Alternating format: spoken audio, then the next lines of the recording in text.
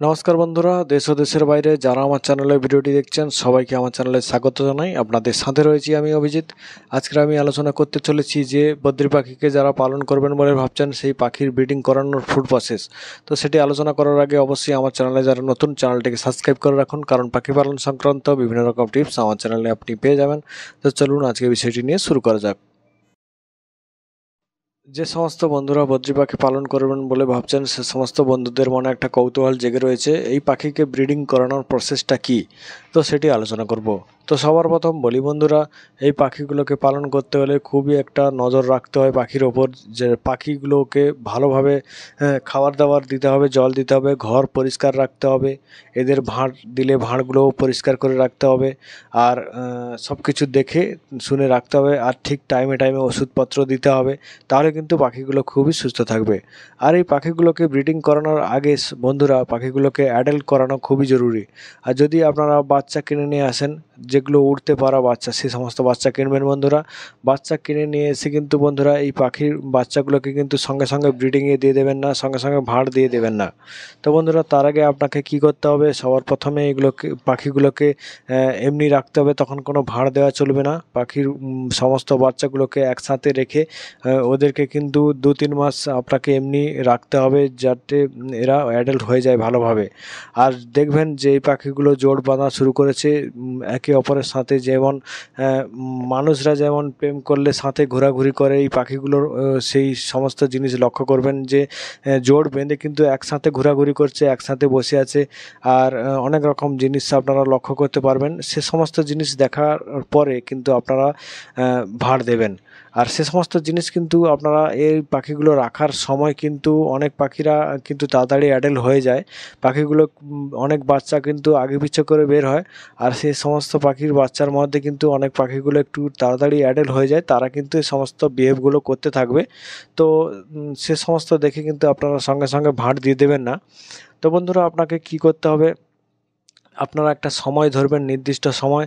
সব সব পাখিগুলোকে একসাথে অ্যাডাল্ট করানোর জন্য আপনাকে কি করতে হবে, 3 মাসের বাচ্চা তো অবশ্যই আপনারা কিনে নিয়ে এসে রাখবেন। তারপরে কিন্তু বাকি 3 মাস কিন্তু আপনারা খাবার দিয়ে, জল দিয়ে, ওষুধপত্র যেগুলো লাগে, ভিটামিন ওষুধ, অ্যান্টিবায়োটিক ওষুধ, সে সমস্ত ওষুধ নিয়ম মতো দিয়ে কিন্তু আপনারা এই পাখিগুলোকে কিন্তু আলাদা রাখবেন। আলাদা বলতে একসাথে রাখবেন, রেখে কিন্তু ওরা 2-3 মাসের মধ্যে অ্যাডাল্ট হয়ে গেলে তারপরে দেখবেন জোড় বাঁধা ভালোভাবে শুরু করেছে। প্রায় সমস্ত পাখি যখন জোড় বাঁধা চালু করে দেবে, তখন কিন্তু আপনারা কিন্তু ভাঁড় দেওয়া চালু করে দেবেন।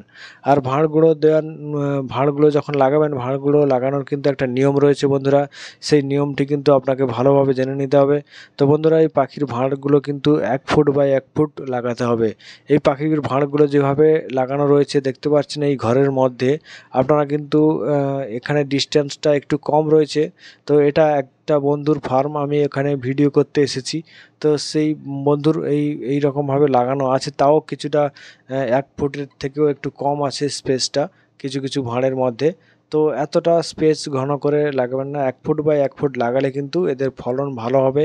আর ফলন ভালো বলতে এরা ডিম বাচ্চা ভালোভাবে করবে, কারণ এরা মারামারি করার জন্য খুবই উৎসাহ থাকে। এরা একে অপরকে ডিম পাড়ার সময় ওরা কিন্তু একটা হিংস্র চোখে দেখে। তো ওরা ওরা একসাথে খাবে, একসাথে ঘুরবে, কিন্তু ডিম পাড়ার সময় কিন্তু ভাঁড়ের কাছাকাছি যদি অন্য পাখি থাকে বা অন্য ভাঁড় থাকে গায়ে গায়ে লেগে, তাহলে কিন্তু এর থেকে ওর ভাঁড়ে ঢুকে কিন্তু মারামারি করে বাচ্চা মেরে ফেলবে, নিজেরা মারামারি করবে।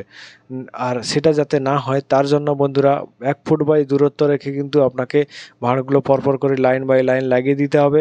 আর যেভাবে স্পেস দেওয়া আছে কিন্তু বন্ধুরা দেখতে পাচ্ছেন, এইভাবে কিন্তু ভাঁড়গুলো লাগাবেন, তাহলে কিন্তু কোনো সমস্যা হবে না।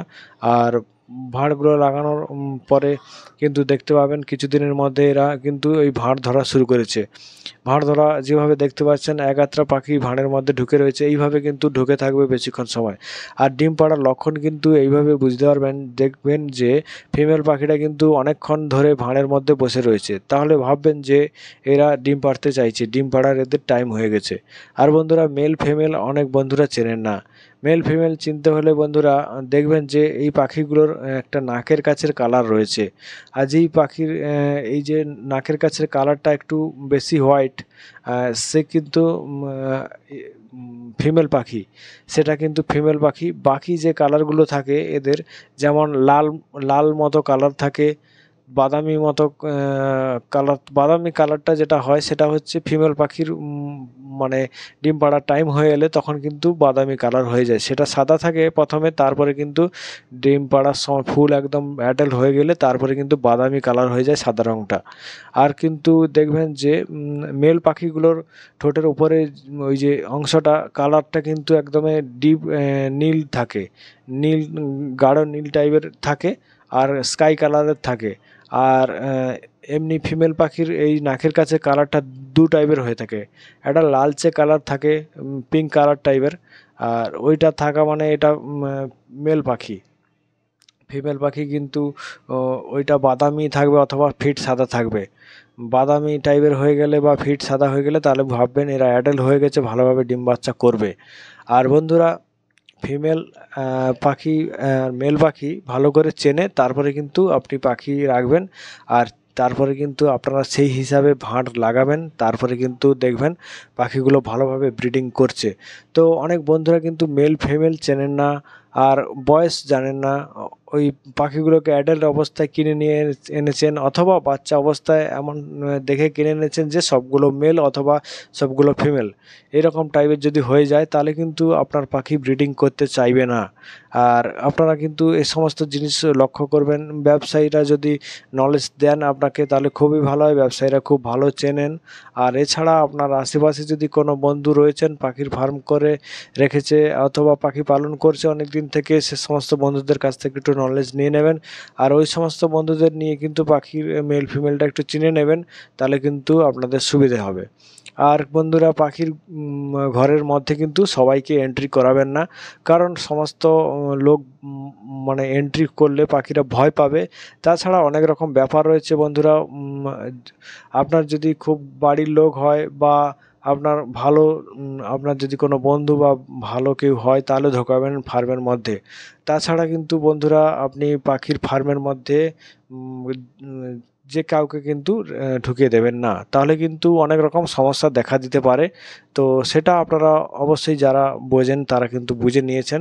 তো বন্ধুরা, দেখে শুনে কিন্তু পাখির ফার্মের মধ্যে লোক ঢোকাবেন, বা কোনো কিছু দরকারে হয়তো ঢুকবে, পাখি ধরার কারণে হোক বা কোনো কিছুর কারণে, হঠাৎই কিন্তু আপনি পাখির ঘরের মধ্যে ঢুকতে দেবেন না। আপনি একমাত্র ঢুকবেন আপনার বাড়ির যে কেউ যারা দেখভাল করেন তাদের কিন্তু এন্টার করাবেন, অথবা বাইরের কাউকে এন্টার করাবেন না। তো বন্ধুরা, আশা করি ভিডিওটি ভালো লাগলো। চ্যানেলটিকে অতি অবশ্যই সাবস্ক্রাইব করবেন, কারণ পাখি পালন সংক্রান্ত বিভিন্ন রকম টিপস আমার চ্যানেলে আপনি পেয়ে যাবেন। আর বন্ধুরা, এইভাবে ভালো করে নলেজ নিয়ে মেল ফিমেল চেনে আর অ্যাডাল্ট করিয়ে পাখিগুলোকে ব্রিডিং করাবেন, তাহলে দেখবেন কিন্তু পাখিগুলো ভালোভাবে ডিম বাচ্চা করবে। আর ডিম বাচ্চা করলে কিন্তু আপনি অনেক পয়সা ইনকাম করতে পারবেন। নমস্কার।